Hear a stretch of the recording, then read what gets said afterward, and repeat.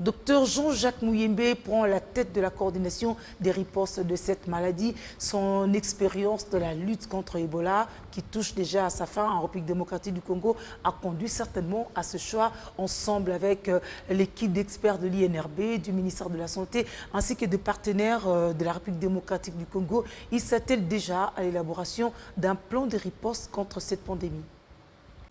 La guerre contre le coronavirus doit être totale. Finalité, faire reculer l'épidémie et éviter sa propagation à l'intérieur du pays. Le docteur Jean-Jacques Muyembe, à la tête d'une équipe d'experts de l'INRB, du ministère de la Santé et des institutions partenaires, s'attelle à organiser une riposte vigoureuse afin de contenir l'épidémie au niveau de Kinshasa et de protéger le personnel soignant des infections nosocomiales, car la plupart des structures sanitaires ne sont pas fiables. La RDC devrait être prête parce que cette menace, il faut prendre ça vraiment au sérieux. Ça peut nous faire beaucoup de dégâts sur le plan économique et également et sur le plan social.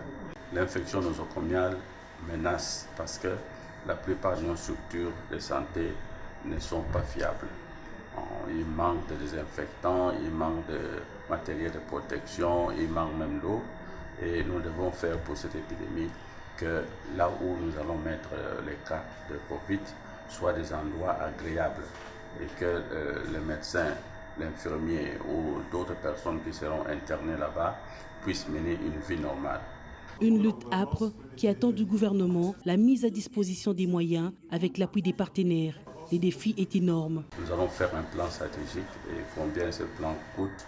Et puis le gouvernement va intervenir, également les partenaires vont intervenir. Le Congolais voit que quand la Banque mondiale dit qu'il y a autant de millions, quand l'OMS annonce qu'il y a autant de millions, c'est le ministre qui va gérer, c'est le ministre qui va prendre ça, etc. Tout ça sont des fausses accusations. Pendant ce temps, le respect strict des mesures d'hygiène reste de mise pour éviter d'être contaminé.